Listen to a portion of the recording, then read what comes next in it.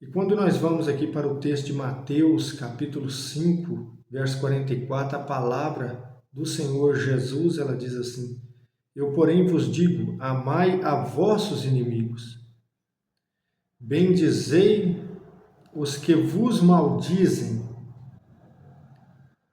fazei bem aos que vos odeiam e orai pelos que vos maltratam e vos perseguem. Então aqui você vê claramente que o Senhor Jesus ele está dizendo: orem por aqueles que vos odeiam, que vos perseguem, que vos maldizem. Amem os vossos inimigos. O Senhor Jesus ele não está dizendo assim: você não pode ter inimigos.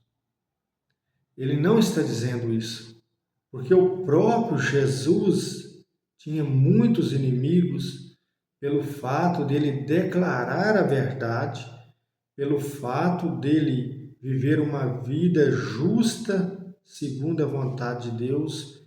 Isto despertava muito ódio, muito descontentamento nas pessoas.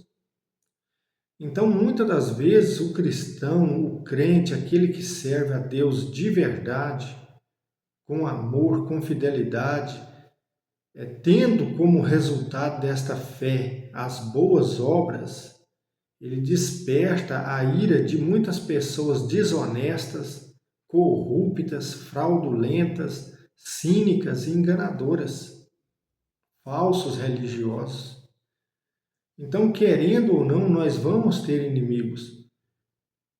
O que não pode acontecer na vida do crente é ele ser inimigo dos outros.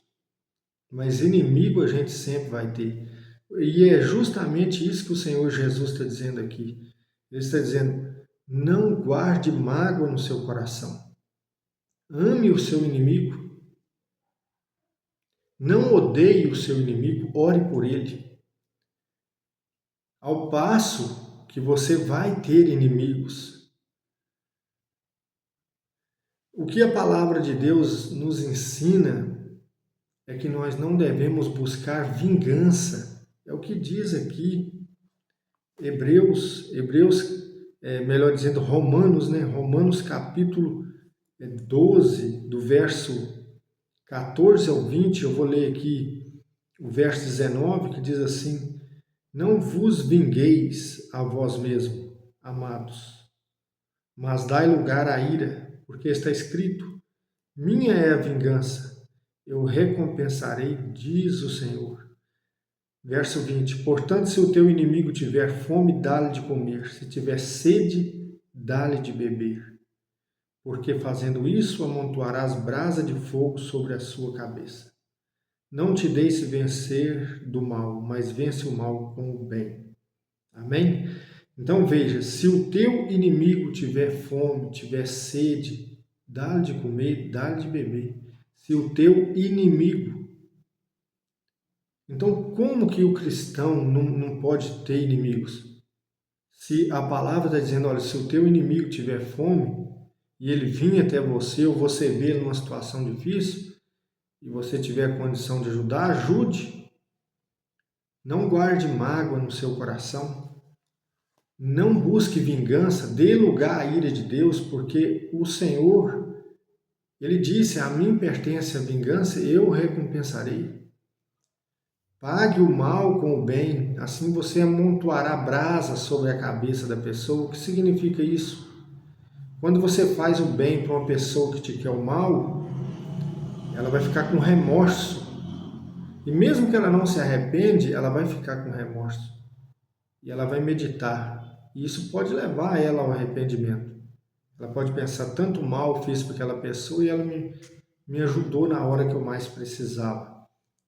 Mas o que acontece? Muitas das vezes a gente precisa cortar relações com pessoas próximas da gente, pessoas do mesmo sangue, pessoas da família.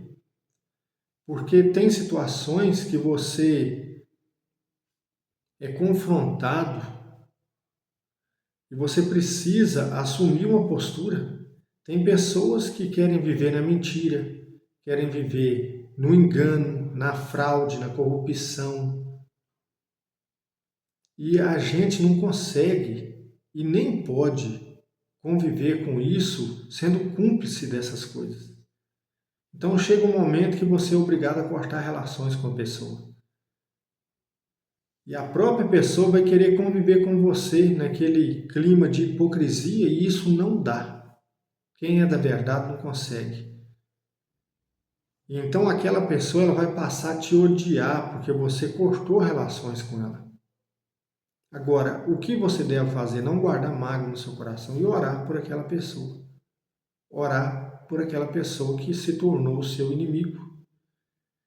O Senhor Jesus, aqui no capítulo 5 de Mateus, no verso 22, ele diz assim: Eu, porém, vos digo que qualquer que, sem motivo, veja bem, ó, sem motivo, se encolerizar contra o seu irmão, será réu de juízo. O que Jesus está dizendo aqui? Se você se encolerizar, ficar irado contra o seu irmão, sem motivo, tem pessoas que são covardes, tem pessoas que elas tramam contra o outro de forma injusta, sem qualquer motivo. É isso que o Senhor Jesus está dizendo. Se você faz isso, você será réu de juízo. Mas ele está dizendo, olha, sem motivo. Porque tem situações que você está no seu direito e você, como é um ser humano e tem sentimento, tem emoções, você sente ódio de certas situações, você sente raiva, você fica irado. Agora, o que você não pode é alimentar esses sentimentos de raiva no coração, mas tem situações que você corta as relações com a pessoa. Ah, mas o cristão tem que perdoar, não sei o que. Tem que perdoar, mas não tem coisas que você não consegue reestabelecer uma convivência com a pessoa. Vamos pensar numa situação aqui. Uma pessoa pegou um dinheiro com você, procurou um dinheiro numa necessidade, você emprestou sem juros, sem nada, e aquela pessoa te prometeu te pagar, e depois de um certo tempo ela não te pagou. Aí o que acontece? Depois aquela pessoa vem te procurar um dinheiro emprestado, você vai confiar nela de novo? Não vai. Até que você confie de novo naquela pessoa, vai decorrer um longo tempo em que aquela pessoa vai ter que te dar provas de que ela mudou. Se você foi defraudado em qualquer situação, você não vai alimentar ódio, mas você vai perdoar a pessoa, você vai orar por ela, mas você não significa que você tem que conviver com ela. Para você ter uma convivência com a pessoa, ela precisa mudar. E é isso que muitos não entendem, eles preferem ficar no blá blá blá, na hipocrisia, de cara a cara, tá rindo, vira as costas, tá falando mal, tá reganhando os dentes, e daí a pouco tá querendo morder. Particularmente, isso não serve para mim. Eu não sou uma pessoa de ficar batendo boca com os outros. Se houver uma ou duas situações que eu tiver que corrigir uma pessoa, bater boca com ela, para mim acabou. Se ela não mudar, é ela para lá e eu para cá. Graças a Deus, diante de Deus eu falo isso, eu não guardo raiva, mas não tenho estômago para ficar convivendo com uma pessoa que fica igual puta, batendo boca e daí a pouco parece que está tudo bem. Isso não é para mim. Então, o que a palavra de Deus ela nos orienta? Aqui em 1 João capítulo 3, verso 15, diz assim: Qualquer que odeia seu irmão é homicida, e vós sabeis que nenhum homicida tem permanente nele a vida eterna. E 1 João 4,20: Se alguém diz eu amo a Deus e odeia o seu irmão, é mentiroso. Pois quem não ama a seu irmão, ao qual viu, como pode amar a Deus a quem não viu? Aqui aquele detalhe que a gente acabou de dizer. O que Jesus disse aqui? Mateus 5,44. Amai os vossos inimigos. Ele não está falando assim, se você ama a pessoa, você tem que conviver com ela e tem que ser amigo dela. Ele não está falando isso. Ele não falou isso. Lá em Romanos 12, 17 a 21, não procureis vingança, não pagar o mal com o mal, mas se o teu inimigo vai continuar sendo inimigo, a não ser que a pessoa se arrependa, se converta e mude de vida, aí ela vai vir até você, vai conversar e depois de um tempo vai restabelecer a convivência. Mas não sendo nessa hipótese, ela vai continuar sendo seu inimigo. Mas o que a palavra de Deus está nos orientando aqui em 1 João 3,15 e 1 João 4,20? Aquele que odeia o seu irmão é um homicida. Então não guarde ódio no seu coração, não alimente, por menor que seja, o sentimento de ódio. Porque quem odeia é homicida e o homicida não tem vida eterna.